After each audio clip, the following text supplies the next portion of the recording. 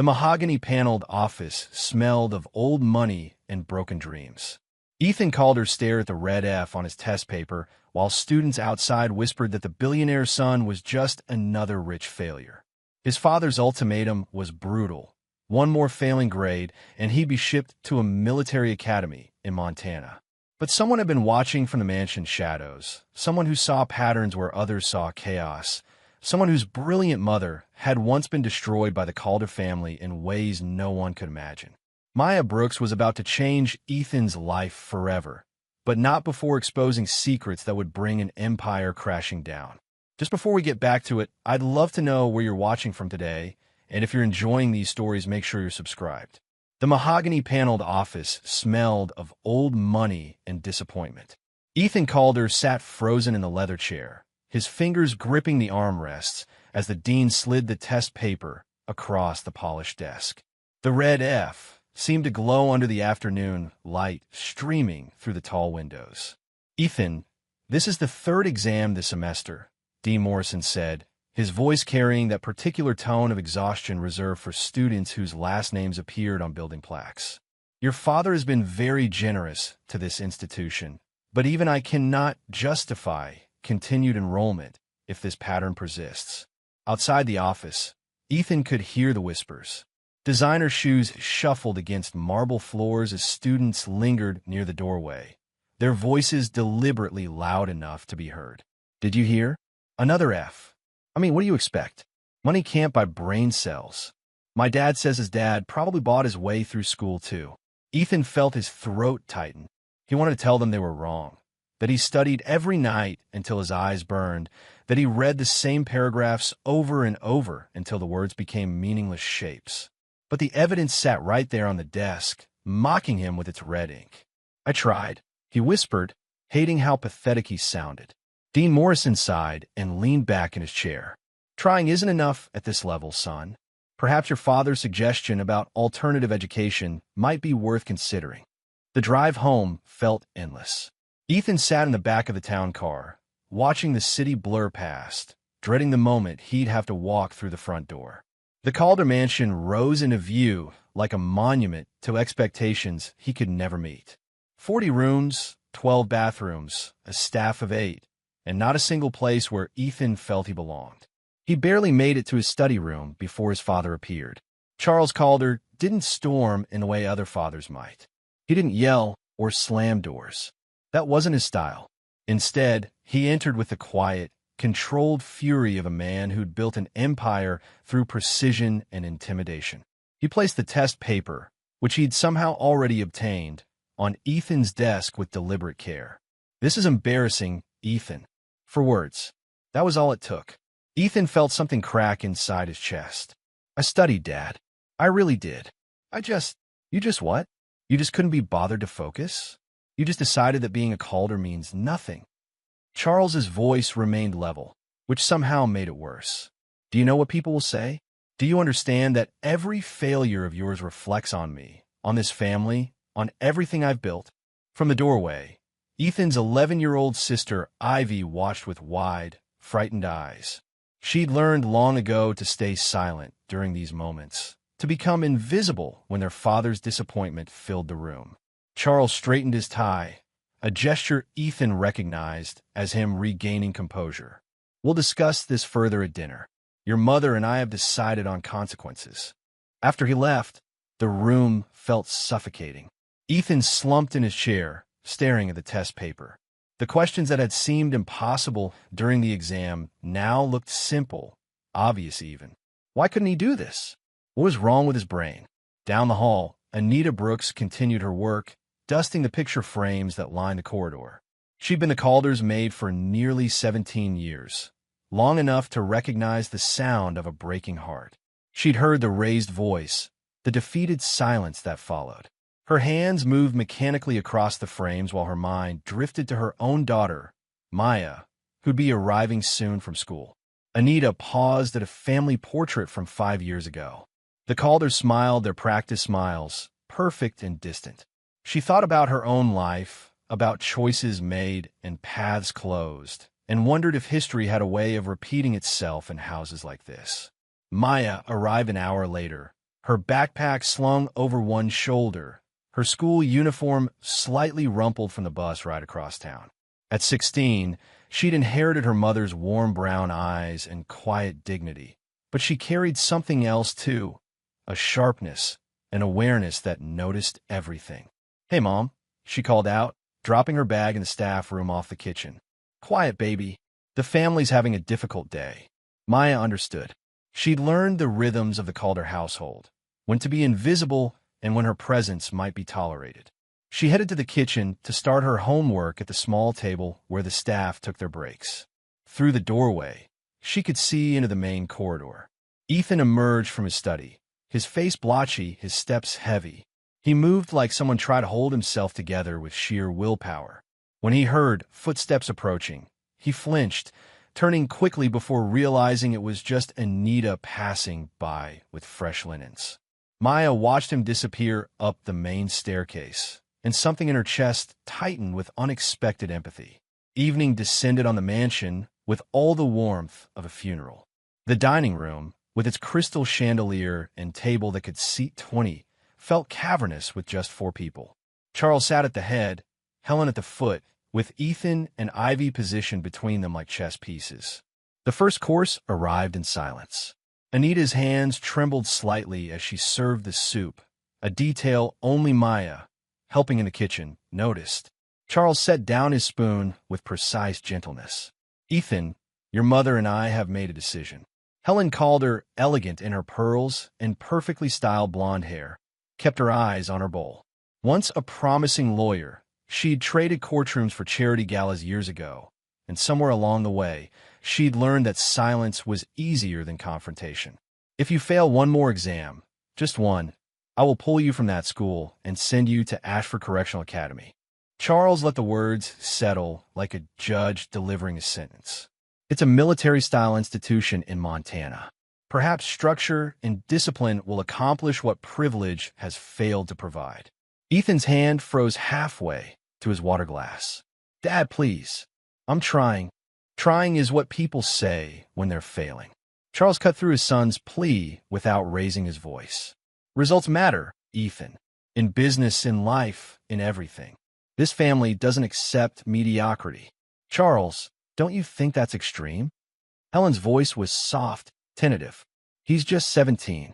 Perhaps we could hire a tutor, give him more support." "I've hired 4 tutors. Each one reported that Ethan lacks focus and discipline. This isn't about support. This is about character." Charles returned to his soup, the conversation apparently over in his mind. Ivy stared at her plate, her small hands clenched in her lap. Ethan felt the walls closing in, the air becoming too thick to breathe. He excused himself quietly, knowing that protest would only make things worse. He found himself in the mansion's library, a 2-story room filled with books that were more decoration than resource. His father had purchased entire collections at estate sales, leather-bound volumes that looked impressive but went largely unread. Ethan sank into one of the reading chairs, feeling utterly alone. You know, sitting in the dark isn't going to help. He jerked upright. Maya stood in the doorway, silhouetted by the hall light. She held a stack of clean towels, her reason for being in this part of the house. "I'm fine," Ethan said automatically. "You don't look fine." She stepped inside, setting the towels on a side table.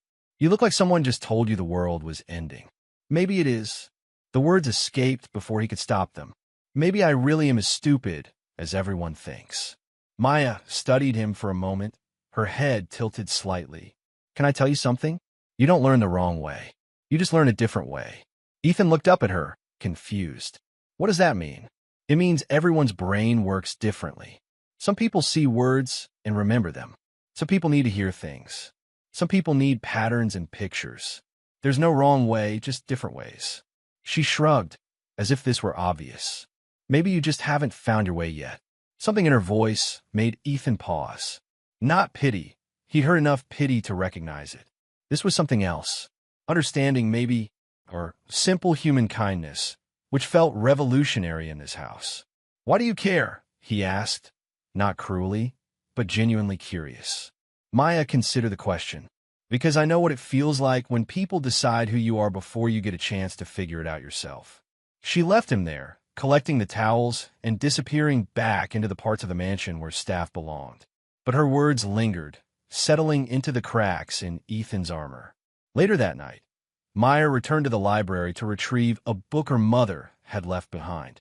The room was empty now, but Ethan's calculus textbook lay open on the table, covered in frustrated scribbles and eraser marks. She glanced at the problems, her eyes moving quickly across the equations. Without really thinking about it, she pulled out a scrap piece of paper from her pocket and worked through 3 of the complex problems in quick, efficient strokes. The numbers made sense to her in a way they seemed to elude others. She'd always been like this. Patterns jumped out at her. Connections formed naturally in her mind. "What are you doing?" Maya spun around. Anita stood in the doorway, her expression unreadable. "Nothing, Mom. Just looking." Anita walked over and glanced at the solved problems, then at her daughter. "Maya, listen to me carefully. Stay away from the Calder boy. Stay away from the problems. I know what you were doing. And I'm telling you, being too good in this house draws the wrong kind of attention." Anita's voice carried a weight Maya didn't understand. "People like us, we do our work and we stay invisible. That's how we survive." Maya wanted to argue, to ask why helping someone made them targets, but the look in her mother's eyes stopped her. There was something there, old pain, old fear, that Maya had never seen before. Upstairs in his private office, Charles Calder sat in the dark, his laptop screen casting blue light across his face. He scrolled through old files, old documents he kept password-protected and hidden. Report cards from his own youth, each one worse than the last. Failed classes, angry letters from headmasters, the humiliation his own father had heaped upon him. He'd clawed his way out of that shame through sheer force of will, through ruthlessness and calculated risks. He'd built an empire specifically to prove he was more than those failing grades, more than the stupid son everyone had dismissed. And now his own son was following the same path. Charles closed the laptop with trembling hands. He wouldn't let it happen. He couldn't. Even if it meant being the villain in Ethan's story, he would save his son from the hell of being average. In his bedroom, Ethan lay in the dark, staring at the ceiling of his massive room, 30 feet across, with a sitting area and its own bathroom, and yet it felt like a cage. His father's words echoed in his mind, mixing with the whispers of classmates, with years of disappointing test scores. Maybe he really was broken. Maybe some people were just born to fail. But then Maya's voice cut through the darkness. "You don't learn the wrong way. You just learn a different way." He wanted to believe her. God, he wanted to believe that there was a version of himself that wasn't defined by red ink and disappointed sighs. 2 floors below, in the small room off the kitchen that served as staff quarters, Maya lay in her narrow bed, unable to sleep. She kept thinking about Ethan's face in the library, the desperation and defeat in his eyes. She'd seen that look before, in the mirror, during the times when the world felt like it was built for everyone except people like her. Her mother's warning echoed in her mind, but Maya had never been good at staying quiet when she saw someone drowning. Tomorrow, she decided. Tomorrow she'd try again. Morning light filtered through the mansion's tall windows as Maya accompanied her mother to work the next day. Saturday meant deep cleaning, and Anita had learned long ago that having Maya help meant finishing hours earlier. The library was on their list, that sprawling room with its endless shelves and delicate furniture that required careful attention. Maya was halfway up the rolling ladder, dusting the higher shelves, when she heard something crash below. Ethan had entered through the side door, arms full of folders and textbooks, trying to sneak in without being noticed. He didn't see the stack of encyclopedias someone had left on the floor for reshelving. His foot caught the edge, and suddenly papers exploded into the air like startled birds. "No, no, no," Ethan muttered, dropping to his knees to gather the scattered mess. Practice tests, study guides, notes covered in his cramped handwriting. All of it mixed together in chaos that matched the state of his mind. Maya descended the ladder quickly. "Here, let me help. I don't need pity." The words came out sharper than he intended, his embarrassment turning to defensive anger. Maya knelt anyway, gathering papers without looking at him. It's not pity. It's teamwork. She handed him a stack of calculus worksheets. People work together. That's how things get done. Ethan paused, his automatic rejection faltering. There was something matter-of-fact in her tone that disarmed him. He accepted the papers silently, noticing how she'd organized them by subject without even being asked. "You're good at that," he said quietly. "At what?" "Seeing patterns. Organization." He gestured at the neatly stacked papers she'd arranged in seconds. "I spent an hour last night trying to organize these and gave up." Maya sat back on her heels, studying him. "Can I show you something?" Before he could answer, she pulled out a blank piece of paper from his stack and drew a simple circle. Then she added 4 lines extending from it, creating a shape like a sun. At the end of each line, she drew a different geometric shape: square, triangle, star, pentagon. "What are you doing?" Ethan asked. "Your brain remembers stories and pictures better than random information. Watch." She pointed to each shape. "Square is foundation. That's your basic concepts. Triangle is connection, how ideas link together. Star is importance, key formulas or dates. Pentagon is application, how you use it in problems." She handed him the paper. "Now, when you study, instead of just reading, you turn the information into this map. Give me any topic." The French Revolution." Maya drew quickly. In the center, FR 1789. For lines out. Square, economic crisis, debt from wars. Triangle, estate system, 99% had no power. Star, storming Bastille, July 14th. Pentagon, led to Napoleon, new government. In 30 seconds, you just summarized what took me 3 hours to not remember," Ethan said, staring at the simple diagram. "Because your brain was trying to memorize words. I'm giving it a story with pictures. Your mind holds on to stories." Maya tapped the paper. "Try it. Take any chapter and map it like this." Ethan looked at her like she'd just revealed a magic trick. "Why do you know how to do this?" She shrugged, suddenly self-conscious. "I've always seen things in patterns.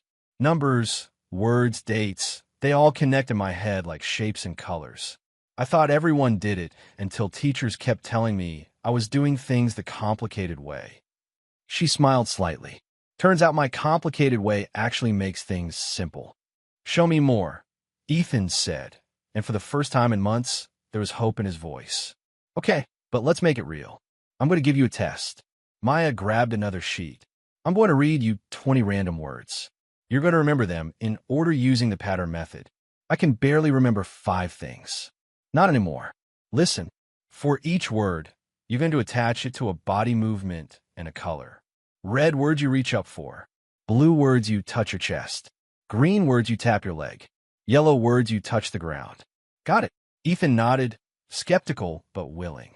Maya read: apple, democracy; river, telephone, justice; mountain, chemistry; freedom; elephant, calculator; midnight, thunder; skeleton, paradise; revolution; bicycle, symphony; gravity; courage, photograph. She made him stand up. "Now, do the movements while I say them again, and picture each word in its color." They went through the list 3 times, Ethan feeling ridiculous, waving his arms and tapping his legs. But then Maya said, "Okay, tell them back to me."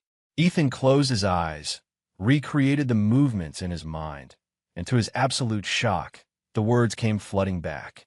All 20, in perfect order. "I did it," he whispered. Then louder, "I actually did it." "You did." Maya's smile was genuine. "Your brain isn't broken, Ethan. You just needed a different language." From the doorway, Anita watched the entire exchange. Her heart sank. She'd seen this before, her daughter's gift for teaching, for reaching people others had written off. And she knew exactly where it led in a house like this. Later that evening, after the Calders had finished dinner and retreated to their separate wings, Anita found Maya in their small room. "We need to talk." Maya looked up from her homework. "Is something wrong? I saw you with Ethan today." Anita sat on the edge of Maya's bed, her hands folded tightly. "Baby, I need you to understand something. Getting involved with this family is dangerous. Their problems become your burdens, and you'll never get thanked for carrying them. I was just helping him study, Mom. I know. And that's how it starts. Anita's voice cracked slightly. You're brilliant, Maya. You're going to do amazing things. But not here. Not with them. People like the Calders, they take and take until there's nothing left. And when you have nothing left to give, they throw you away. What happened to you here, Mom? Maya had never asked directly before, but the pain in her mother's voice demanded the question. Anita stood abruptly. Nothing you need to worry about. Just promise me you'll be careful. Promise me you won't let them pull you into their world. Maya wanted to push, to demand the full truth, but her mother's expression stopped her. I promise. But even as she said it, Maya knew the promise was already broken. Monday morning at Ashford Preparatory School, Ethan walked into his literature class with his stomach in knots. Mrs. Patterson had a reputation for cold-calling students, for exposing those who hadn't done the reading. Today's topic, symbolism in The Great Gatsby. Mr. Calder, Mrs. Patterson said, barely 5 minutes into class. Tell us about the significance of the green light. The old Ethan would have frozen, mumbled something vague, and endured the pitying looks from classmates. But this morning, he'd spent an hour with Maya's pattern method, mapping out the chapter in colors and shapes. He stood, his voice steadier than expected. The green light represents unattainable dreams. It's positioned across the bay from Gatsby's mansion, literally out of reach. Green suggests both money and envy, which ties to Gatsby's pursuit of Daisy. The light appears in key moments when Gatsby's longing is strongest, and Fitzgerald places it at the end of the dock, symbolizing how desire exists at the edge of reality. Silence filled the classroom. Mrs. Patterson's eyebrows rose. That's actually quite good, Mr. Calder. Behind him, someone whispered, did he just become smart overnight? Another voice, probably cheating somehow. But Ethan barely heard them. For the first time in his academic life, he'd answered correctly, completely, confidently. The feeling was intoxicating. At lunch, he texted Maya, it worked. Your method actually worked.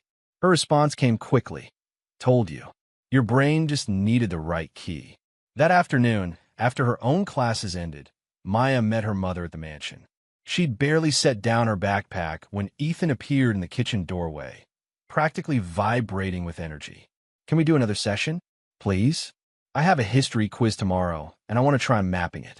Maya glanced at her mother, who'd gone rigid at the sink. I don't know if. Please, Maya. You don't understand what today felt like. I actually knew things. I could participate. His desperation was palpable. Just one more session. Anita turned off the water, dried her hands slowly. After a long moment, she nodded once, curtly, and left the kitchen. Maya led Ethan to the library, where they spread out his history textbook on the large oak table. The afternoon light slanted through the windows, creating pools of gold across the pages. Okay, show me what you need to learn, Maya said. The entire American Revolution. Timeline, causes, key battles, outcomes. Ethan groaned. It's overwhelming. My brain just sees a wall of dates and names. Then we break down the wall. Start with the big picture. Maya drew a large circle in the center of a blank page. Revolution, 1775 to 1783. Now, for main sections, causes, key events, important people, results. She worked quickly, her pen creating a web of information that transformed dense paragraphs into visual stories. Ethan watched, mesmerized by how she could take chaos and create clarity. Now you try, she said, sliding the textbook toward him. Take the next chapter and map it yourself. He struggled at first, his diagrams clumsy compared to hers. But Maya was patient, guiding him through the process, showing him how to identify what mattered versus what was just filler detail. The test won't ask you everything, she explained. It'll ask for connections and causes. So focus on the why, not just the what. As they worked, something shifted between them. The awkwardness of their different positions in the household. Her mother cleaning his home, him born into wealth she'd never know, faded into the background. Here, in this moment, they were just two teenagers trying to solve a problem. During a break, Ethan leaned back in his chair and said quietly, "Can I tell you something?" "Sure." I'm terrified of disappointing my father. Like, genuinely terrified.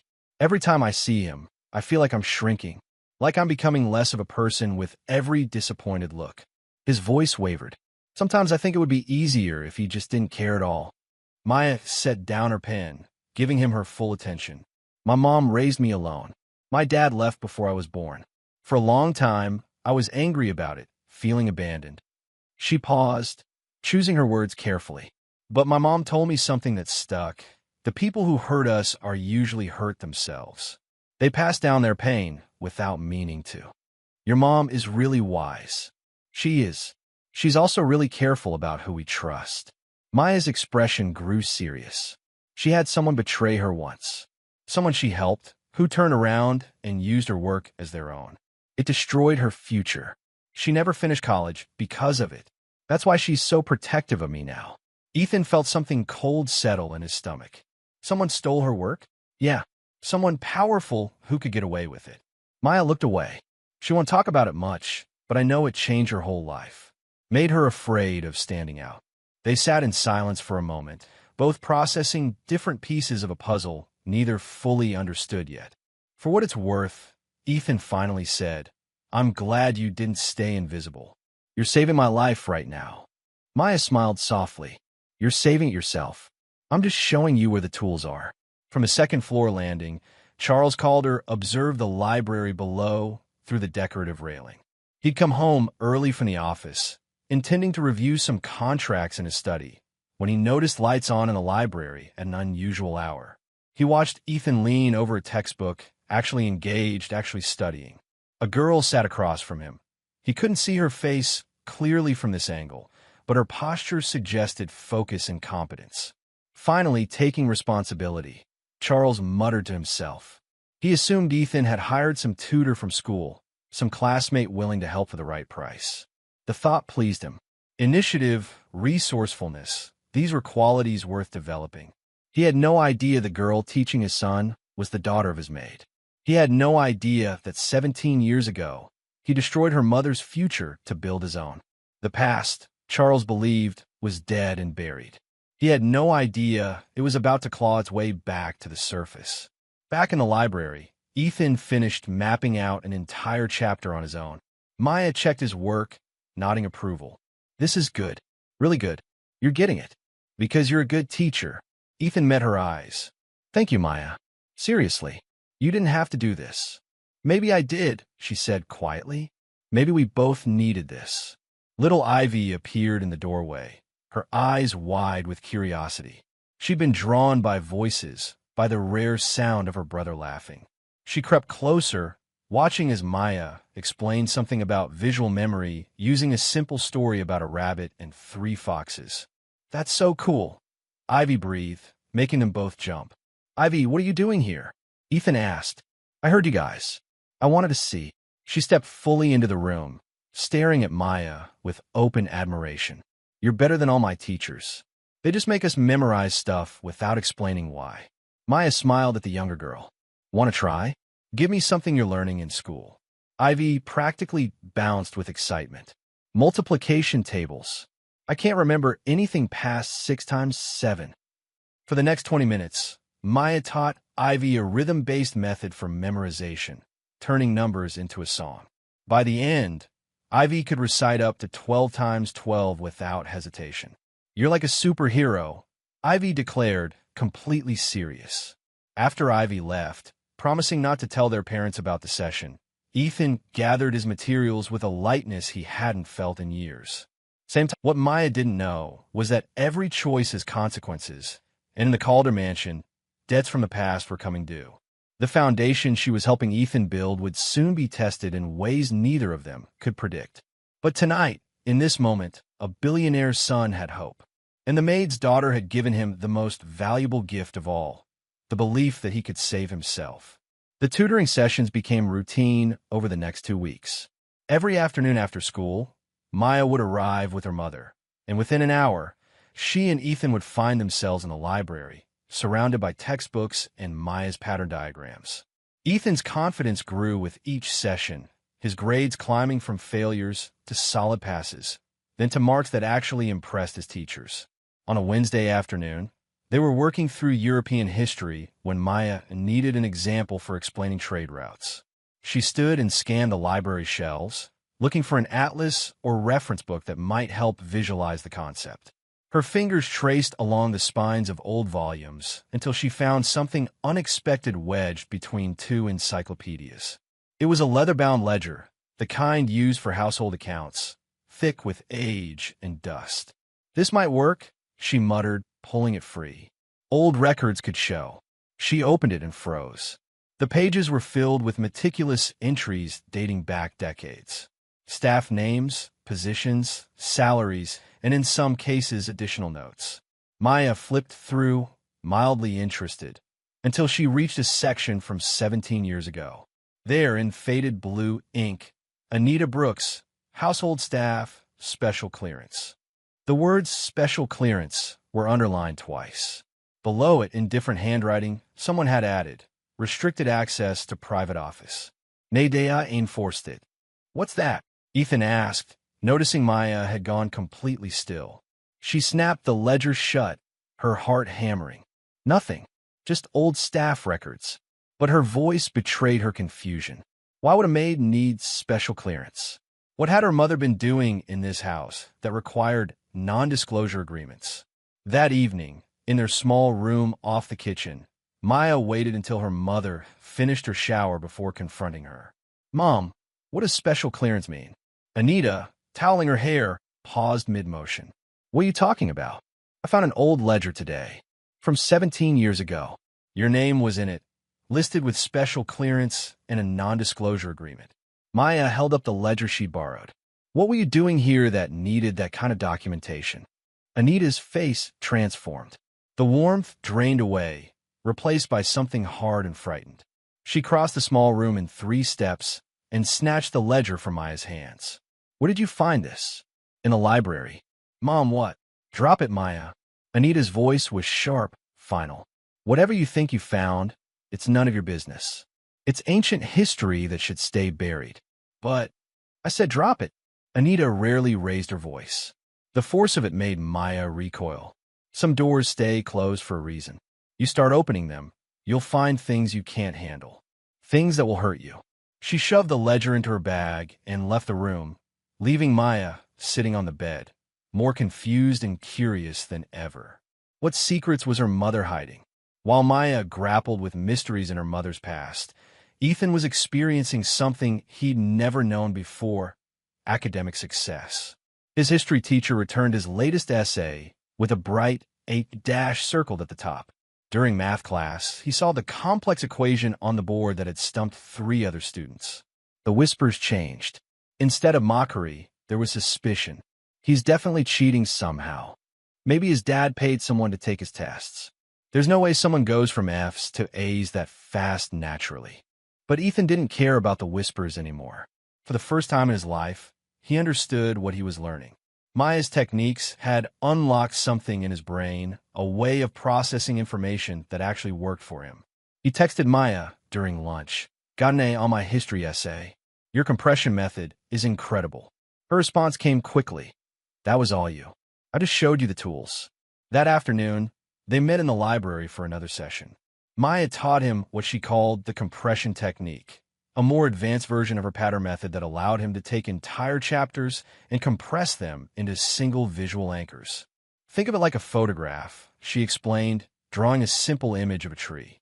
"This tree represents the entire Revolutionary War. The roots are the causes: taxation, representation, colonial frustration. The trunk is the war itself: battles, key figures, major events.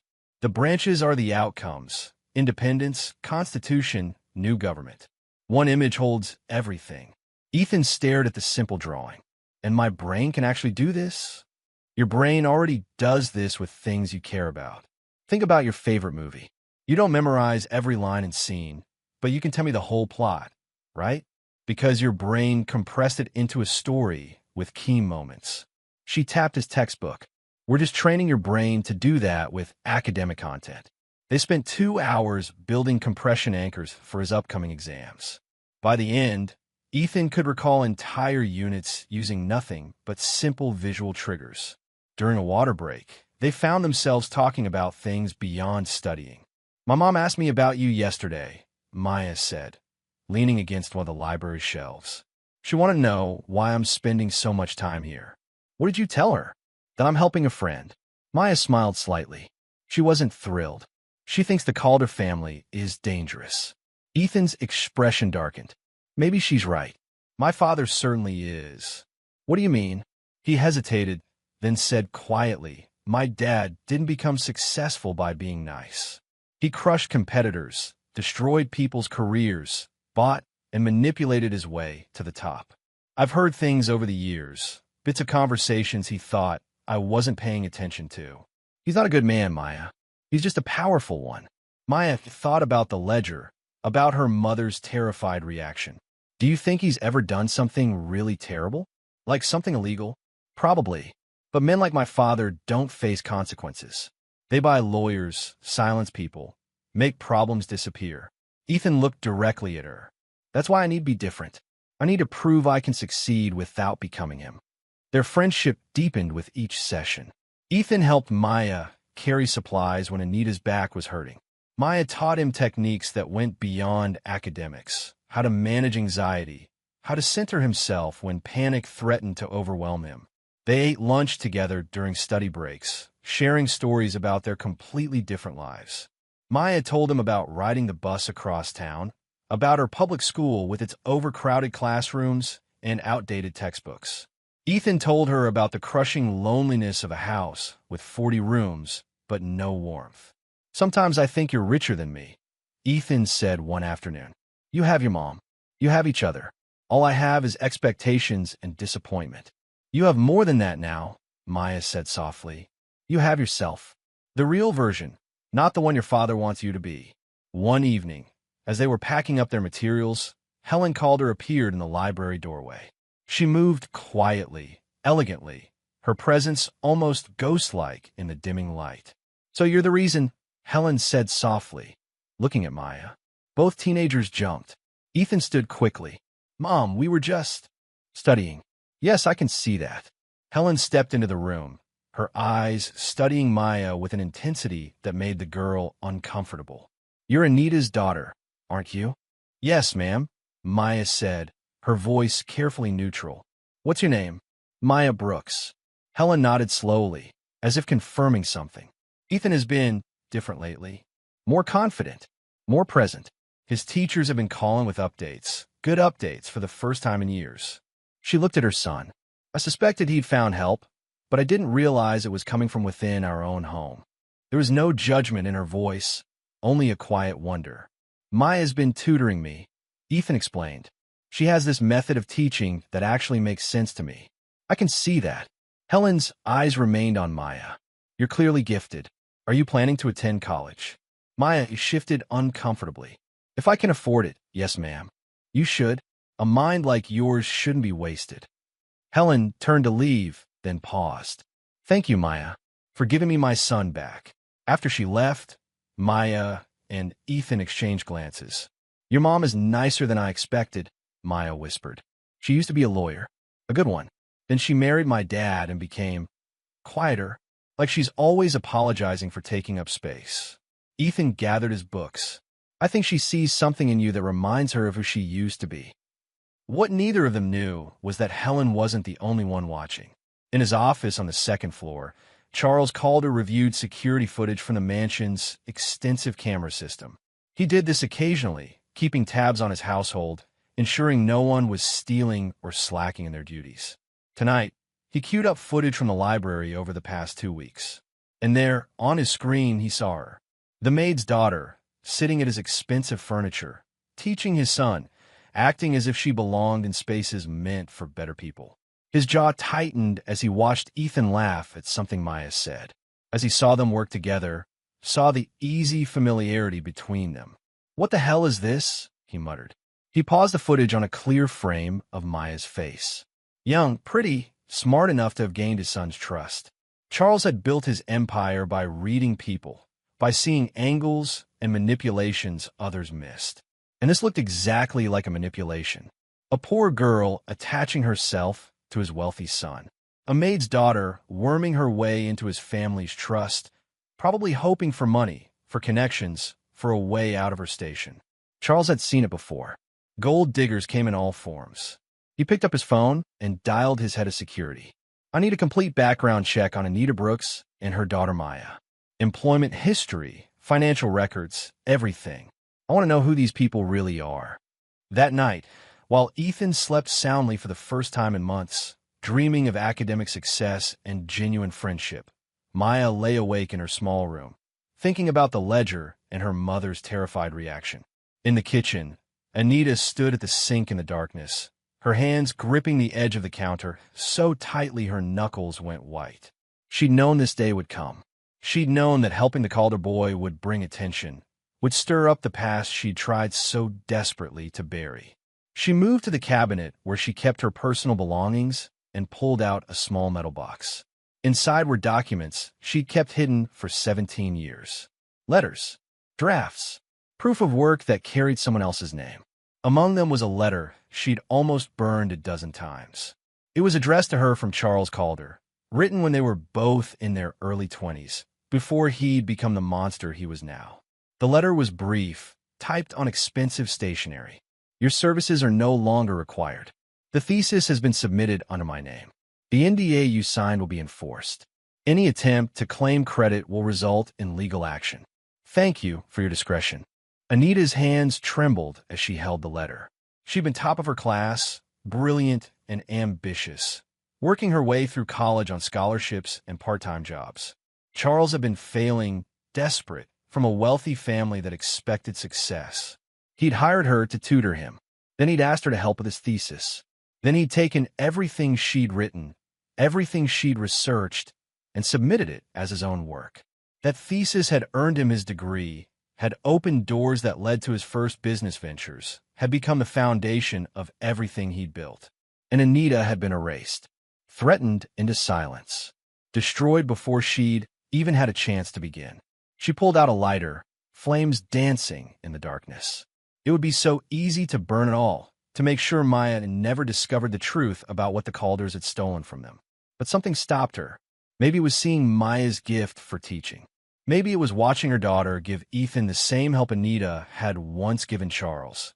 Except Maya's help was pure, untainted by exploitation. Or maybe Anita was just tired of running from the truth. She put the letter back in the box and hid it in a new location. Not destroyed, but preserved, just in case the past needed to speak one day. The announcement came during Monday morning assembly. The entire junior class would face a comprehensive midterm exam in 2 weeks, covering every subject weighted heavily toward their final grades. For students at Ashford Preparatory, this exam could mean the difference between elite college acceptances and crushing disappointment. For Ethan, it meant something even more terrifying. This was his father's deadline. One more failure, and he'd be sent to that military academy in Montana. This exam would determine everything. You're ready, Maya told him that afternoon in the library. But her voice carried less certainty than usual. What if I'm not? What if I panic during the test and forget everything? Ethan's hands shook as he flipped through his study materials. Maya, this isn't just any exam. This is my entire future. Then we work harder. We have 2 weeks. That's enough time to reinforce everything. She pulled out a fresh stack of paper. We're going to create a master compression anchor for every single subject. By the time that exam comes, you'll have a visual library in your mind. They worked for 6 hours straight that day. History compressed into a single tree image with branches for each era. Mathematics became a building with each floor representing a different concept. Literature transformed into a gallery where each painting held a different novel's themes. Ethan's brain hurt from the intensity, but something remarkable was happening.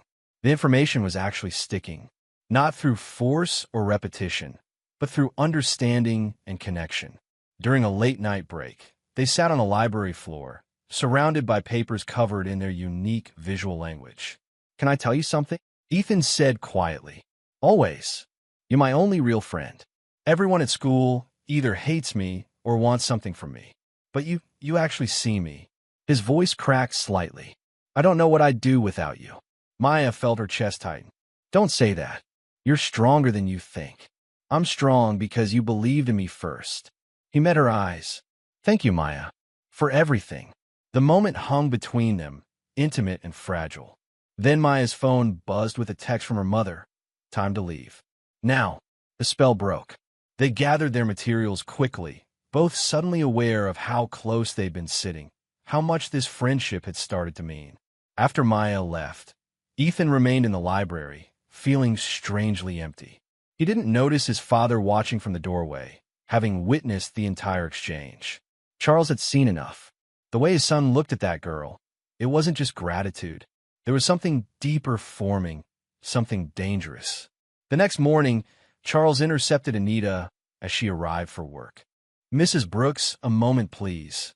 Anita's blood went cold. She followed him into his private office, a room she hadn't entered in 17 years. I'll be direct, Charles said, remaining standing to maintain the power dynamic. Your daughter's tutoring sessions with my son are finished. Effective immediately. Sir, I don't understand. You don't need to understand. You need to follow instructions. His voice was ice. Ethan is forming an inappropriate attachment. Your daughter is overstepping boundaries. This arrangement ends today. Maya has done nothing wrong. She's helped Ethan more than any expensive tutor you hired, which is precisely the problem. Charles leaned against his desk, arms crossed. A maid's daughter has no business being that essential to my son's life. It creates expectations, complications. I'm sure you understand. Anita understood perfectly. She'd spent 17 years understanding men like Charles Calder. We need this job, Mr. Calder. Please don't. I'm not firing you. I'm simply enforcing appropriate boundaries. You and Maya are to avoid Ethan entirely. No conversations, no tutoring sessions, no contact of any kind. He picked up an envelope from his desk. Here's a bonus for your years of service. Consider it compensation for your daughter's time. Anita didn't take the envelope. You can't do this to him. Ethan needs. I decide what my son needs. Charles's voice dropped dangerously low. And what he needs is to stand on his own, without developing dependencies on people who are beneath his station. Are we clear? Every fiber of Anita is being wanted to scream at him, to tell him exactly what she thought of his station and his stolen success. But she had Maya to think about, bills to pay, a life that couldn't afford the luxury of honesty. Crystal clear, sir. Good. Now get to work. Anita left his office feeling like she'd swallowed broken glass. She found Maya in the kitchen, preparing to help with her usual tasks before their afternoon session. Baby, we need to talk. Maya took one look at her mother's face and knew. He found out. You can't see Ethan anymore. He's forbidden it. But Mom, his exam is in less than 2 weeks. He's not ready yet. He still needs. It doesn't matter what he needs. We don't have a choice. Anita grabbed her daughter's hands. Please, Maya. Please don't fight this. I can't lose this job. We can't afford for you to make an enemy of Charles Calder. Maya felt tears burn behind her eyes, but she refused to let them fall. Did you at least tell him that Ethan's grades have improved? That I've actually helped? He doesn't care about that. Men like him only care about control. Anita's voice softened. I'm sorry, baby. I really am. They left the mansion that afternoon without saying goodbye to Ethan. Maya's phone buzzed repeatedly with his texts, but she couldn't bring herself to respond. What could she possibly say? When Ethan came home from school and found the library empty, he checked his phone. No response from Maya.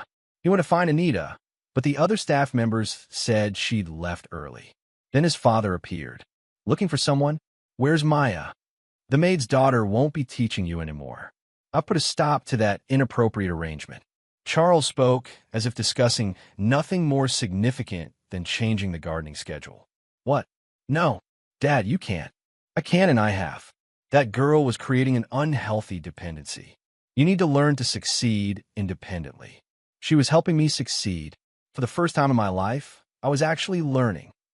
Ethan's voice rose, desperation making him bold. Why would you take that away from me? Because I protect this family from manipulation.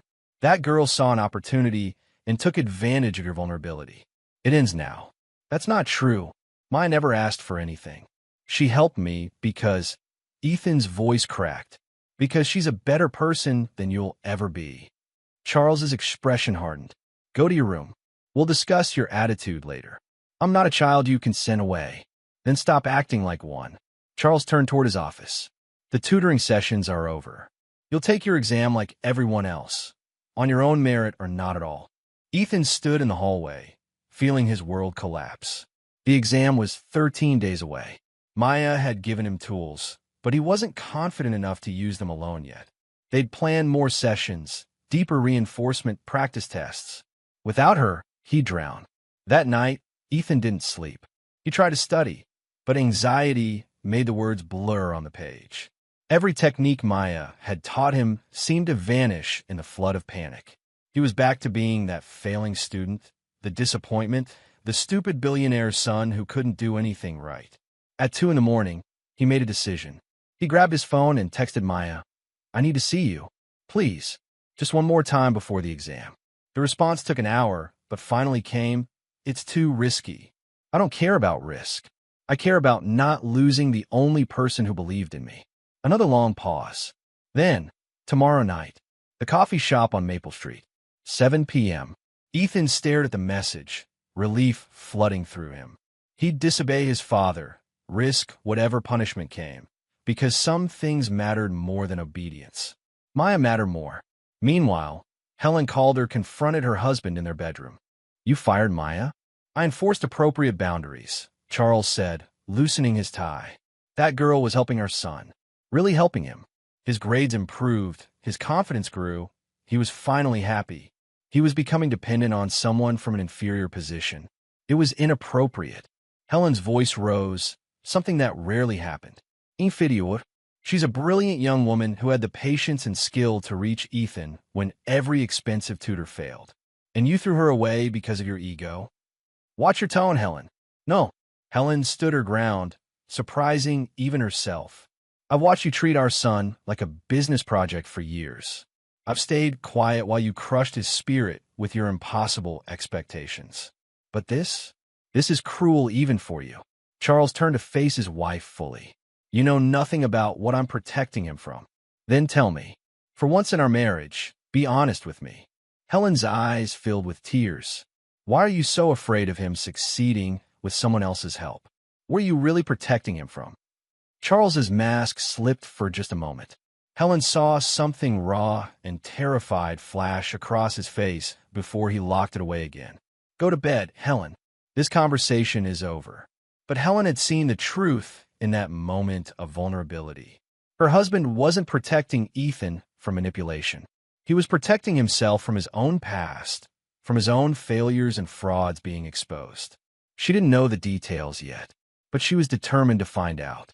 The next evening, Ethan snuck out of the mansion through the service entrance. He caught a bus across town, something he'd never done before, and found the coffee shop where Maya waited in a back corner booth. She looked tired, worried. When she saw him, relief and fear mixed on her face. Your father finds out about this. I don't care. Ethan slid into the booth across from her. Maya, I can't do this without you. The exam is less than 2 weeks away, and I'm falling apart. You're not falling apart. You're just scared. She pulled out a notebook from her bag. But we don't have much time, so we need to make this count.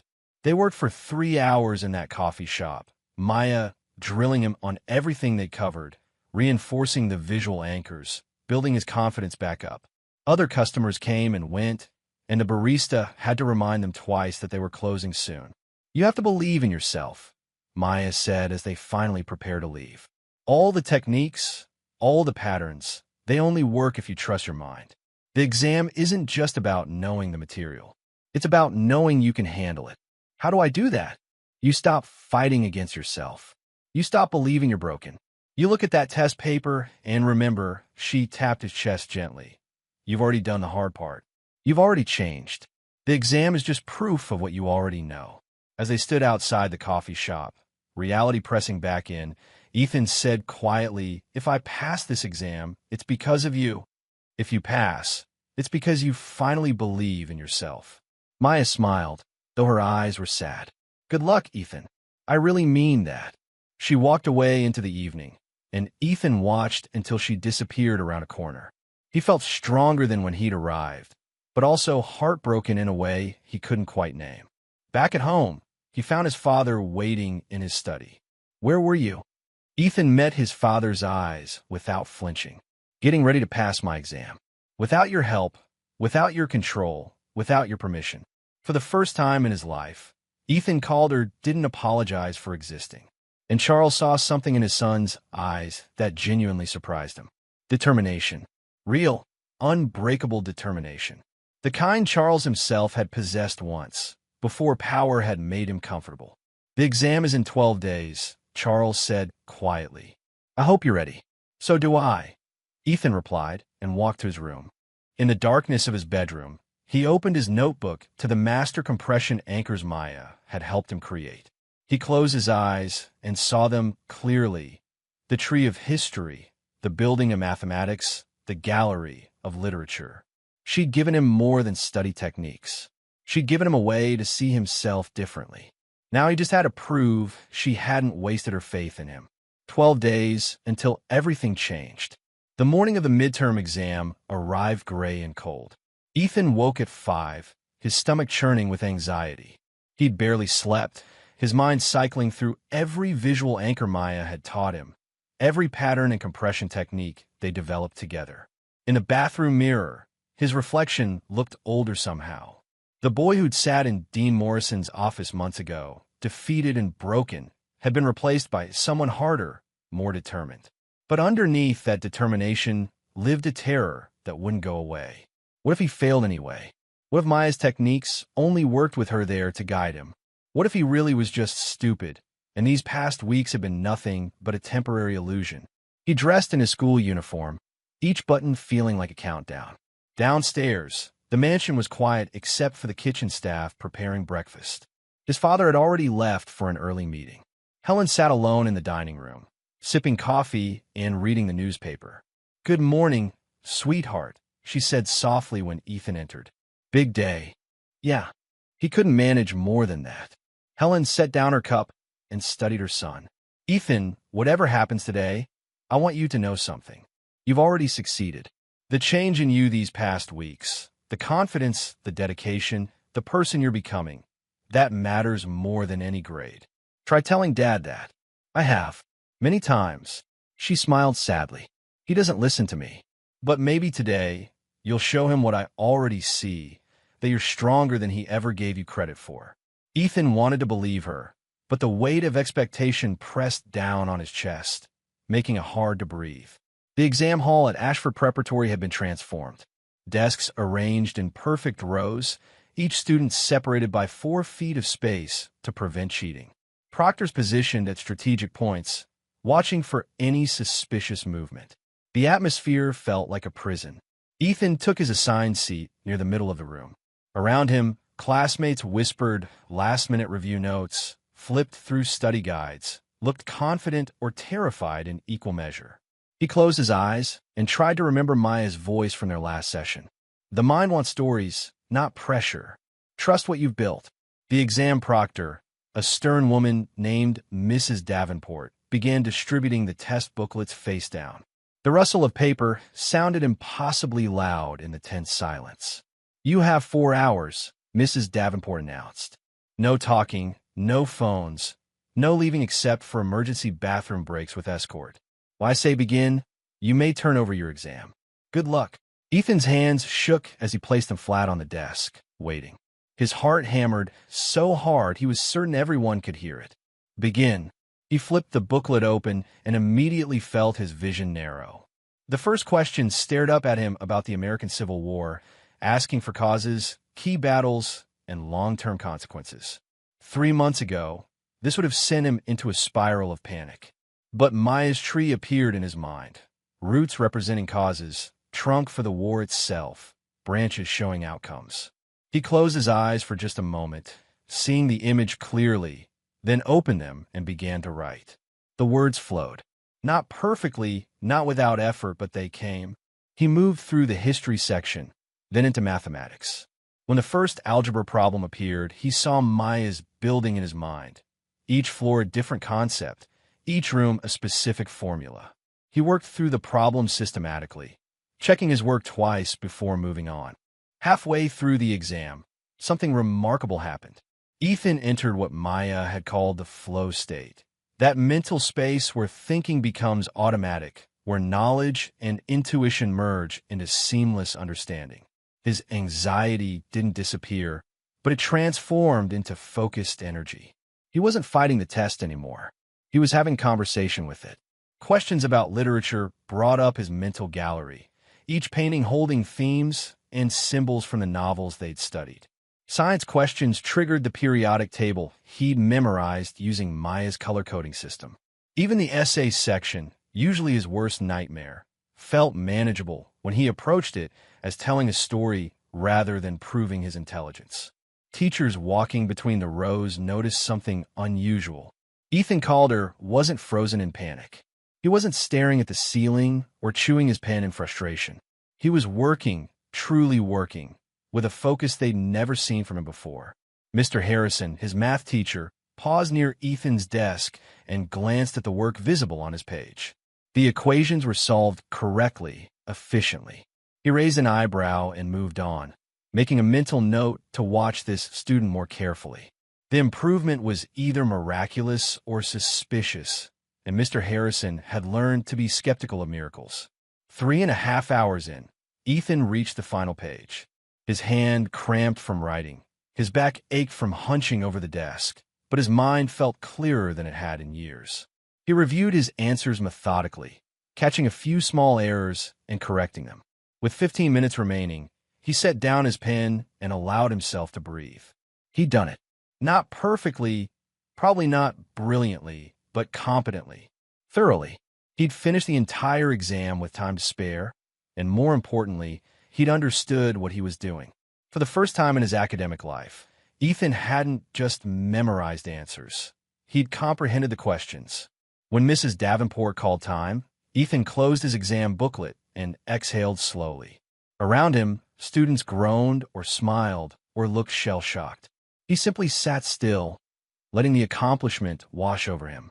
He'd done it without his father's money, without his family name, without anything except the tools Maya had given him and his own determination to use them. At the Brooks' small apartment across town, Maya paced the worn carpet of their living room, unable to concentrate on anything. She tried reading, tried homework, tried helping her mother with chores, but her mind kept drifting back to Ethan sitting in that exam hall. "Baby, you're going to wear a hole in that floor," Anita said from the kitchen doorway. What if he panics? What if he freezes? What if he does exactly what you taught him and succeeds? Anita moved to her daughter and placed gentle hands on her shoulders. You gave him everything he needed. The rest is up to him. But we didn't have enough time. We needed at least another week, too. Maya. Anita's voice was firm but loving. You can't control this. You can't take the test for him. At some point, you have to trust that what you built together is strong enough to stand on its own. Maya sank onto their second-hand couch, pulling her knees to her chest. I just really want him to succeed, Mom. He deserves to succeed. I know he does. Anita sat beside her daughter. And I think you care about him more than you're admitting. Maya's cheeks flushed. He's my friend. He's more than that.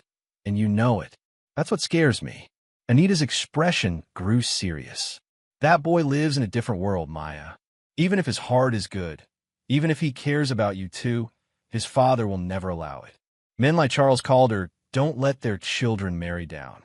Who said anything about marriage? We're just friends who look at each other like the sun rises and sets in each other's eyes. Anita smiled sadly. I've been watching, baby. I know what I see. Maya couldn't argue because her mother was right. Somewhere between teaching visual anchors and late-night study sessions, something had shifted. Ethan had become more than a project, more than someone she was helping. He'd become someone whose happiness mattered to her own.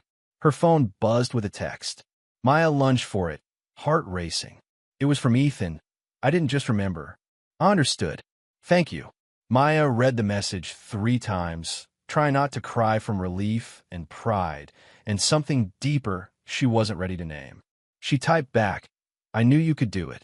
But she wanted to say so much more. That same afternoon, Dean Morrison's office received a call from Mr. Harrison. I need to flag something about the midterm exam. What's the issue? Morrison asked, already dreading another cheating scandal. Ethan Calder finished early and appears to have done exceptionally well. Given his academic history, I'm concerned we should verify the integrity of his test. Morrison leaned back in his chair, conflicted. On one hand, students did sometimes show dramatic improvement. On the other hand, the Calder name came with complications. If Ethan had somehow cheated and they didn't catch it, the school's reputation would suffer. But if they accused him falsely, Charles Calder would make their lives miserable. What do you suggest? A second exam, unannounced, covering the same material but different questions. If his improvement is legitimate, he should be able to replicate the performance. Morrison hesitated, then nodded. Contact Charles Calder. Tell him we want to verify his son's growth by administering a follow-up assessment. Frame it as an opportunity for Ethan to prove his progress. Charles received the call at his office downtown. He listened to Dean Morrison's carefully worded explanation, heard the suspicion underneath the polite language, and felt a surge of dark satisfaction. Perfect. This would expose whatever fraud his son had been attempting. Test him as hard as you want, Charles said coldly. If my son has actually learned something, he should be able to demonstrate it consistently. And if he's been cheating, he left the threat unspoken. That evening, Ethan returned home exhausted but hopeful. He found his father waiting in the foyer, arms crossed, expression unreadable. How did it go? Charles asked. Good. Really good, actually. The school called. They want to test you again. Harder. Next week. Ethan's stomach dropped. What? What? Because your sudden improvement looks suspicious. Because people assume you cheated. Charles studied his son's reaction carefully. They're giving you a chance to prove your performance was legitimate. You should be grateful. I didn't cheat, Dad. I studied. I actually learned the material. Then you have nothing to worry about. Charles turned toward his office, then paused. But Ethan, if I find out you've been dishonest, if I discover you've embarrassed this family with some scheme, the consequences will be severe. Do you understand? I understand that you still don't believe in me. Ethan's voice was steady despite the anger burning in his chest. Even when I do well, you assume the worst. Charles didn't respond, simply walked away, leaving Ethan standing alone in the cavernous foyer. That night, Helen found Ethan in the library, staring at his textbooks with a mixture of determination and despair. Your father told me about the second exam. Of course he did. Ethan didn't look up. Helen sat beside him, her presence a rare comfort. Can I tell you something about your father? Something I've never told you before. Does it explain why he's such a nightmare? Maybe. Helen took a breath. Charles failed out of 2 schools before he got his degree. His own father humiliated him publicly, called him stupid and worthless in front of their entire family. Charles spent years proving everyone wrong, building his empire specifically to show he was more than those failures. Ethan finally looked at his mother. So he became successful. Why does that make him treat me like garbage? Because seeing you struggle reminds him of his own pain. Every failing grade of yours is a mirror showing him the boy he used to be, the one he spent decades trying to forget. Helen's eyes glistened with tears. He pushes you so hard because he's terrified you'll experience the same humiliation he did. But in trying to save you from that pain, he's inflicting a different kind. That doesn't make it okay. No, it doesn't. But explains it. Helen took her son's hand. The fear that made him cruel is the same fear that lives in you. The fear of not being enough. But you're breaking that cycle, Ethan. You're learning that failure isn't fatal and asking for help isn't weakness. That makes you stronger than your father ever was. Ethan felt tears sting his eyes. I just want him to be proud of me. Just once. I know, sweetheart. And maybe someday he will be. But until then, you need to be proud of yourself. Because I already am. They sat together in the quiet library, mother and son, both prisoners of Charles Calder's empire in different ways, both searching for freedom they weren't sure how to claim. The second exam was scheduled for Friday morning, giving Ethan 5 days to prepare. He threw himself into review with desperate intensity, recreating every visual anchor, practicing every compression technique Maya had taught him. But this time, he had to do it completely alone. Maya couldn't risk another secret meeting, and Ethan knew better than to push it. So he studied in isolation, trusting that the foundation they'd built together was solid enough to hold. On Wednesday evening, Charles summoned Ethan to his office. The room felt oppressive, dark wood paneling, expensive artwork that projected power rather than beauty, floor-to-ceiling windows overlooking the city Charles had conquered. "Sit," Charles commanded, gesturing to the chair across from his massive desk. Ethan sat, keeping his spine straight, refusing to show fear. Charles threw a folder onto the desk between them. Ethan's midterm exam, already graded. The score at the top, 87%. "Explain this sudden miracle," Charles said, his voice dangerously quiet. "In detail. I studied, really studied, used new techniques that actually work for me." "What techniques?" "Visual learning, pattern recognition, compression anchors." Ethan met his father's gaze steadily. "Methods that match how my brain actually processes information instead of forcing me to memorize like everyone else." "And who taught you these methods?" The question hung in the air like a blade. Ethan knew exactly where this was going. "Does it matter? I learned them. I used them. I succeeded." Charles leaned forward, eyes hard. "The maid's daughter brainwashed you, didn't she? Filled your head with tricks and shortcuts while attaching herself to you like a parasite. Maya helped me learn how to learn. That's not brainwashing, that's teaching." Ethan's voice rose despite his attempts to stay calm. "Something none of your expensive tutors could do, because they didn't actually care whether I understood. They just wanted their paychecks. That girl saw an opportunity and exploited your weakness. She manipulated you into thinking you needed her. She believed in me when you didn't." Ethan stood abruptly, the chair scraping against the hardwood floor.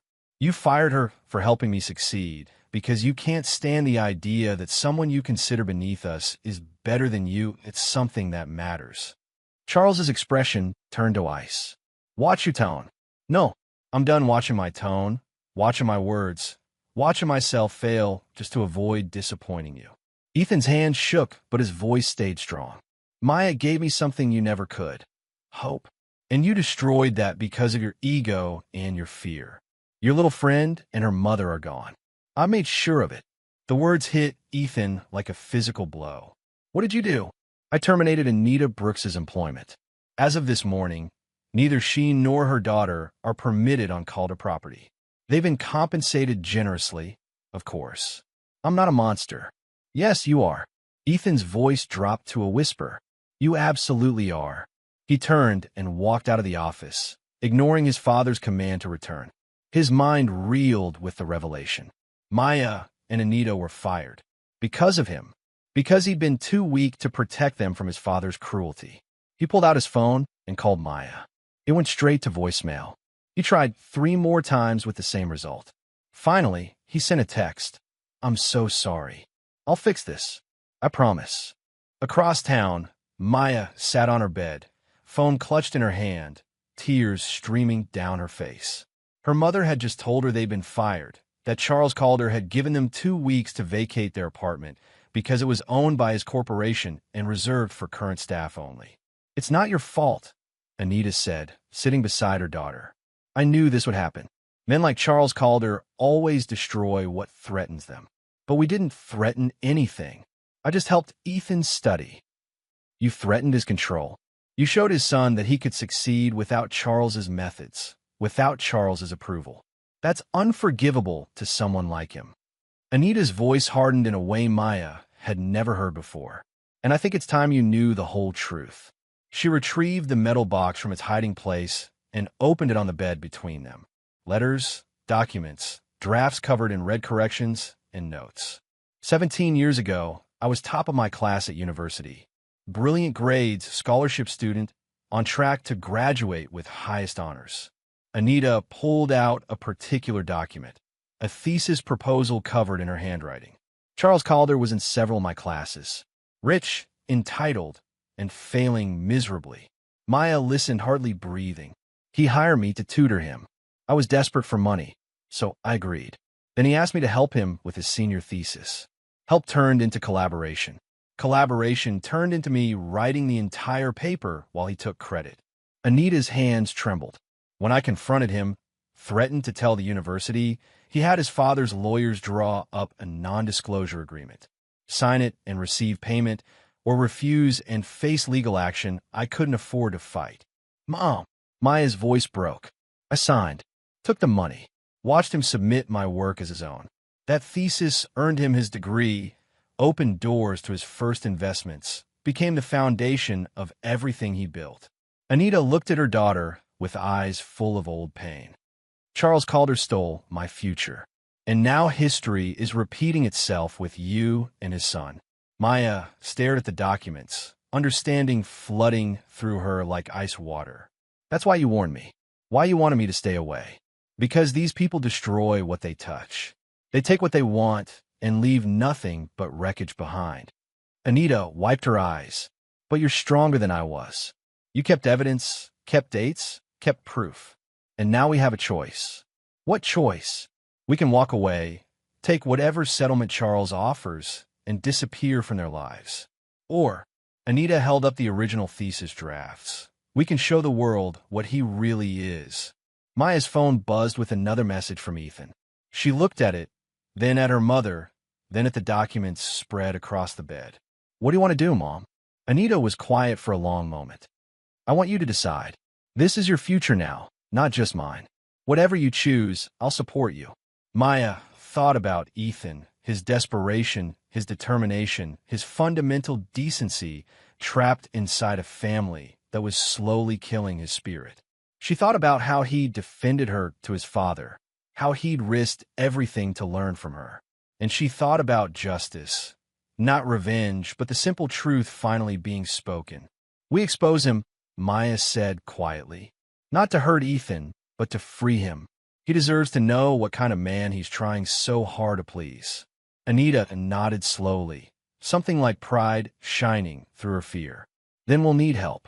Someone with reach, with credibility, who can't be silenced by money. I might know someone, Maya said, already reaching for her phone. Meanwhile, Ethan had made his own decision. He couldn't let Maya and her mother lose everything because of him. If his father wanted to play power games, Ethan would learn to play them too. He went to the one person who might actually help, his mother. He found Helen in her sitting room, working on correspondence for her charity foundation. She looked up as he entered, immediately seeing the determination on his face. Mom, I need your help. What kind of help? The kind that goes against Dad. Ethan sat across from her. He fired Anita and Maya, kicked them out of their home. All because Maya helped me learn. I need you to help me make this right. Helen set down her pen carefully. Ethan, your father's decisions regarding staff are his to make. I can't or won't. Ethan's voice was sharp. You told me you were proud of the person I'm becoming. Well, the person I'm becoming doesn't stand by while innocent people get destroyed for doing the right thing.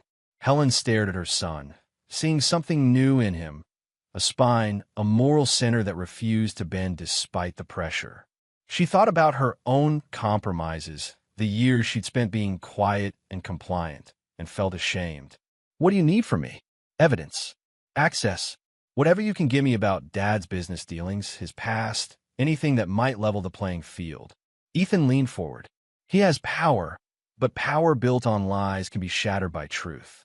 You're asking me to betray my husband. I'm asking you to choose between protecting a cruel man or helping innocent people, between comfort and conscience. Ethan's eyes held hers. You were a lawyer once, Mom. You believed in justice. What happened to that woman? Helen felt tears burn behind her eyes. She'd asked herself that same question 1,000 times over the years, watching herself disappear into the role of Charles Calder's decorative wife. She's still here, Helen whispered, just buried very deep. She stood and moved to her private desk, unlocking a drawer with a key she wore on a chain around her neck. Inside were documents she'd quietly collected over the years, copies of contracts, suspicious transactions, things that had troubled her, but she'd been too afraid to question. I don't know what's useful here, Helen said, handing the folder to her son. But if there's something that can help Maya and her mother, you have my permission to use it. Ethan took the folder, feeling the weight of it, Not just paper, but responsibility, consequence, the point of no return. Dad will never forgive you for this. Perhaps it's time I stop needing his forgiveness. Helen touched her son's cheek gently. You've been braver than I've ever been. Maybe it's time I learned from you. That night, 3 separate plans began forming in 3 separate locations.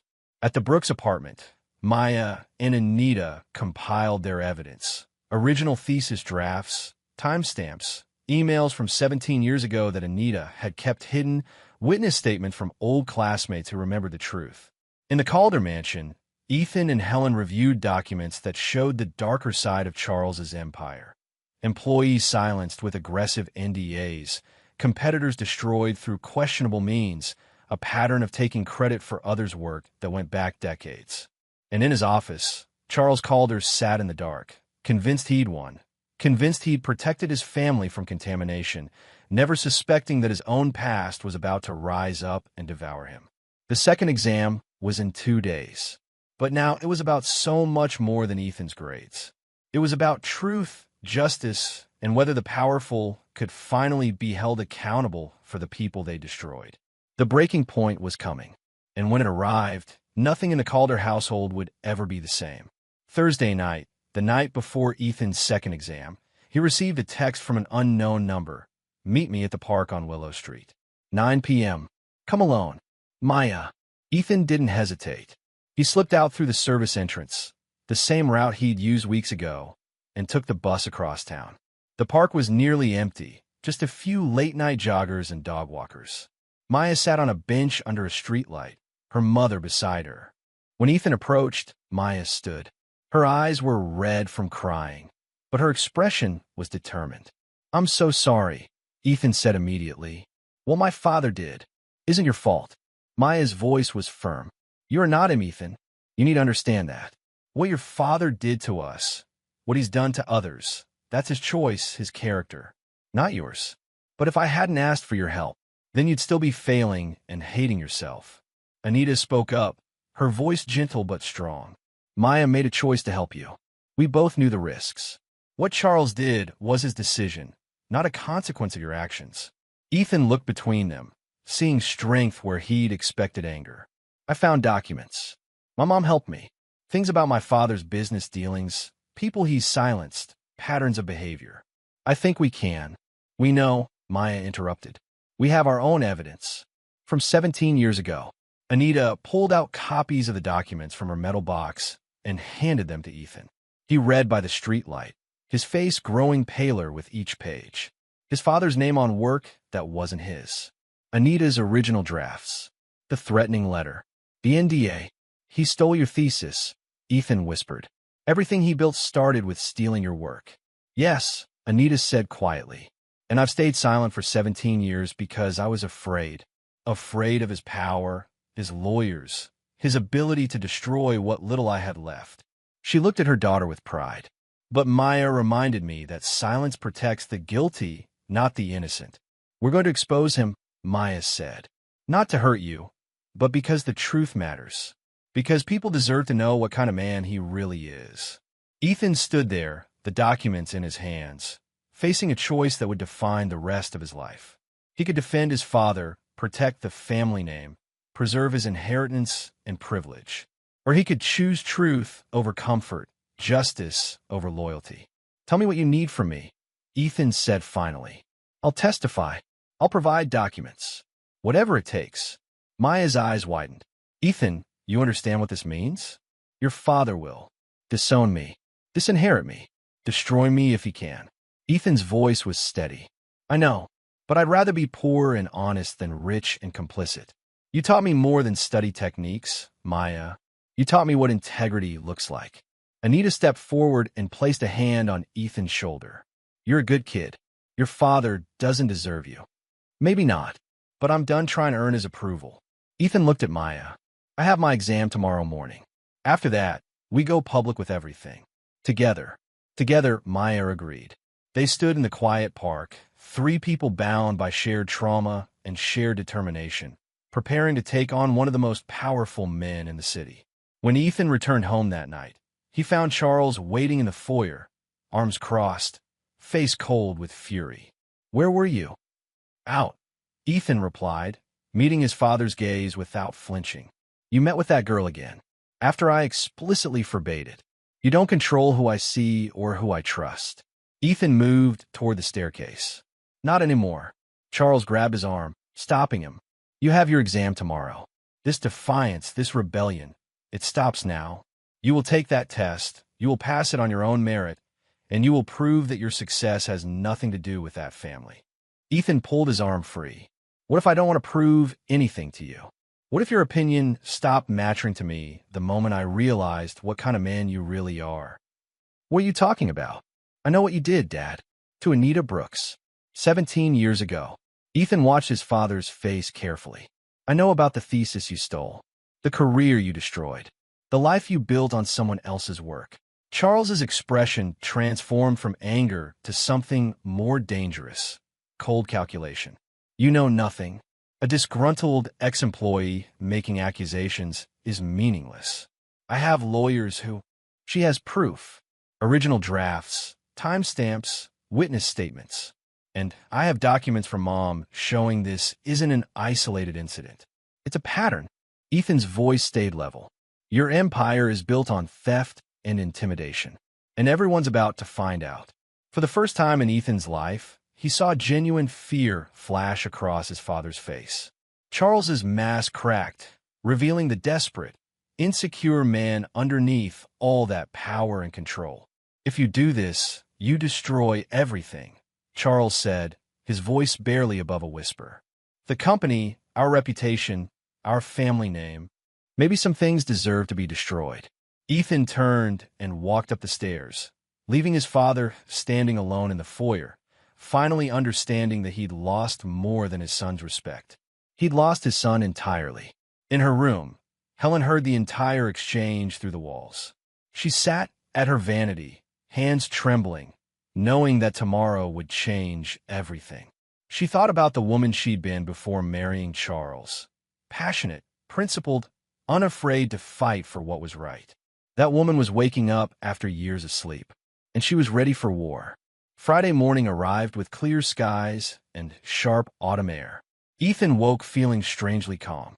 He dressed carefully, ate breakfast alone in the kitchen while staff bustled around him, and gathered his materials for the exam with steady hands.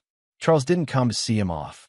Helen did, kissing his forehead and whispering, "Whatever happens today, I'm proud of you."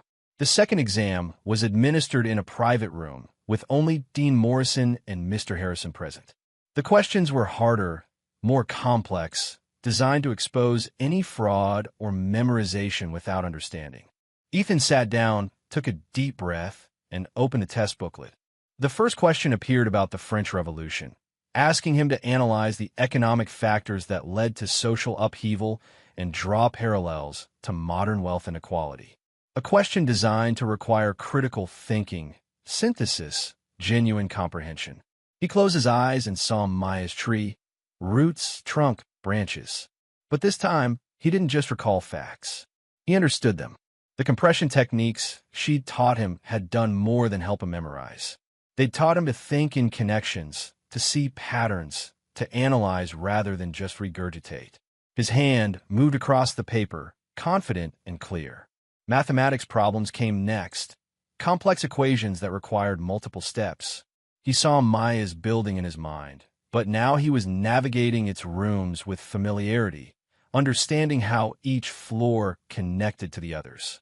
Halfway through, something Maya had said during one of their sessions echoed in his mind. Don't fight the fear. Redirect it. The anxiety that usually paralyzed him transformed into focused energy. His panic attack tried to surface, vision narrowing, breath shortening. But Ethan recognized the pattern and used Maya's techniques to center himself.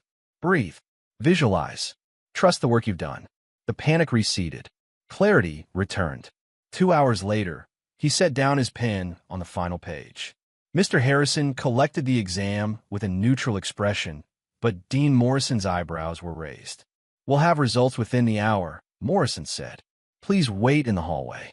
Ethan sat on a bench outside the office, exhausted but certain. He'd done everything he could. The rest was beyond his control. His phone buzzed. Maya, how did it go? I think I crushed it, he typed back. Meet you at the courthouse at noon? We'll be there, she confirmed. The plan was in motion. Maya and Anita had contacted a journalist known for exposing corporate corruption, providing copies of all their evidence. The story would break this afternoon. By evening, Charles Calder's empire would be under investigation, his reputation shattered, his crimes finally exposed. 45 minutes later, Dean Morrison emerged from his office, holding the graded exam. His expression was complicated, surprised, impressed, and slightly apologetic. Mr. Calder, I owe you an apology. Your score on this exam is 92%, higher than your first attempt. The improvement is legitimate, remarkable even. He handed Ethan the test. You've not only passed, but excelled. Whatever changes you've made in your approach to learning, they're clearly effective. Ethan looked at the grade, feeling a surge of pride that had nothing to do with his father's approval. Thank you, sir. There's more. Based on your performance and dramatic improvement, the faculty wants to recognize your achievement at our academic assembly next week. We'd like you to speak about your transformation, perhaps inspire other struggling students. I'd be honored, Ethan said, but I'll need to give credit where it's due, to the person who actually taught me how to learn. Morrison nodded slowly. Of course, that would be appropriate. Ethan left school and headed directly downtown. The courthouse steps were crowded with people, journalists, camera crews, curious onlookers. Maya and Anita stood near the entrance with their lawyer, surrounded by reporters asking questions. When Maya saw Ethan approaching, she broke away from the crowd and ran to him. They collided in a hug that felt like coming home. You came, she said, voice muffled against his shoulder. Did you really think I wouldn't? He pulled back to look at her. We're in this together, remember? The press conference began.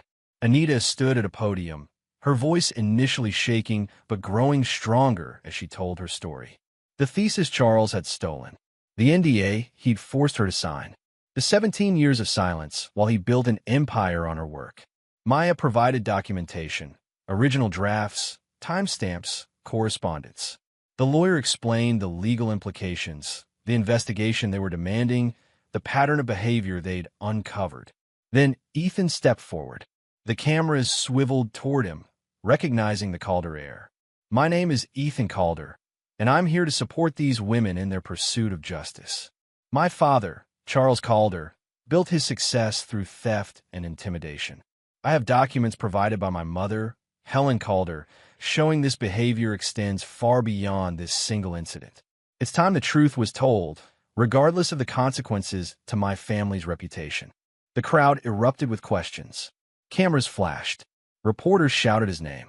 But Ethan stood steady, Maya beside him, Anita on his other side. 3 people united against a man who thought power made him untouchable. That evening, the story broke on every major news outlet. Billionaire's empire built on stolen work, read the headlines. Charles Calder's face appeared on screens across the city, his carefully constructed image crumbling in real time. At the mansion, Charles sat in his office, watching his world implode. His phone rang constantly, board members, lawyers, business partners all demanding answers. He ignored them all, staring at the television where his son stood beside the woman he'd tried to erase, telling truths Charles had paid millions to bury. Helen appeared in the doorway, dressed for travel, suitcases behind her. I'm leaving, she said simply, taking Ivy with me. She doesn't need to see what happens next. Helen, we can fix this. My lawyers will. Your lawyers can't fix the fact that you're a fraud, that our entire life was built on lies. She looked at him with something close to pity. I wasted years enabling you, being complicit through my silence. But Ethan showed me it's never too late to choose differently. Where will you go? Away from you. That's all that matters. She turned to leave, then paused. For what it's worth, I did love you once. But the man I loved never actually existed. He was just another one of your thefts. She left, taking their daughter, leaving Charles alone in his mansion of 40 rooms, surrounded by everything he'd stolen and nothing he'd earned. 2 weeks later, Ashford Preparatory held its academic assembly. Ethan stood at the podium, looking out at hundreds of students, teachers, and parents. His father wasn't there. Charles was meeting with federal investigators, his company under audit, his reputation destroyed. But Maya was there, sitting in the front row with Anita beside her. Helen and Ivy sat nearby, building new lives separate from Charles's shadow. "My name is Ethan Calder," he began, "and until a few months ago, I was failing. Every test, every exam, every attempt to learn felt impossible. I thought I was broken, stupid, destined to disappoint everyone, including myself." He paused, looking directly at Maya. "Then someone taught me that there's no wrong way to learn, just different ways. Someone showed me that asking for help isn't weakness, it's wisdom. Someone believed in me when I didn't believe in myself." He smiled. That person was Maya Brooks, daughter of Anita Brooks, one of the most brilliant teachers I've ever known. And I'm only standing here today because she had the courage to see past our differences and the patience to help me discover my own potential. The auditorium erupted in applause. The school board, moved by the story and seeking positive publicity after the Calder scandal, announced a full scholarship for Maya, 4 years, all expenses paid, at any university she chose. Maya stood, tears streaming down her face, as the assembly gave her a standing ovation. Anita wrapped her in a hug, both of them crying and laughing simultaneously. After the ceremony, Ethan and Maya stood outside on the school's front steps, watching the sunset paint the sky in shades of orange and gold. "So what happens now?" Maya asked. "I don't know," Ethan admitted. "My trust fund is frozen pending the investigation. The mansion will probably be seized. I might actually have to get a regular job." He laughed. "Turns out being broke and honest feels better than being rich and miserable." "You're not alone, you know," Maya said softly. "Whatever comes next, we face it together." "Together," Ethan agreed. They walked down the steps side by side. Two teenagers who'd started from completely different worlds and found common ground in truth, courage, and the simple act of helping each other become better versions of themselves. Behind them, the school stood proud and prestigious. Ahead of them, the future stretched uncertain but full of possibility. Ethan had lost his father's empire but gained something infinitely more valuable: his own identity, built not on theft or lies, but on genuine achievement and authentic connection. Maya had exposed the truth and found justice, not just for her mother, but for everyone Charles Calder had destroyed over the years. And both of them had learned that real success isn't measured in grades or money or power. It's measured in the courage to stand for what's right, even when it costs everything. As the sun set on this chapter of their lives, another was just beginning. One where Ethan Calder wasn't defined by his father's crimes, and Maya Brooks wasn't limited by the world's low expectations. They were free, and freedom, they discovered, was worth more than any inheritance could ever provide. Here's a question worth considering. If the foundation of everything you believe in crumbled tomorrow, would you have the courage to rebuild yourself from nothing? Or would you cling to comfortable lies? If this story moved you, hit that like button and subscribe for more stories about courage, redemption, and the price of truth.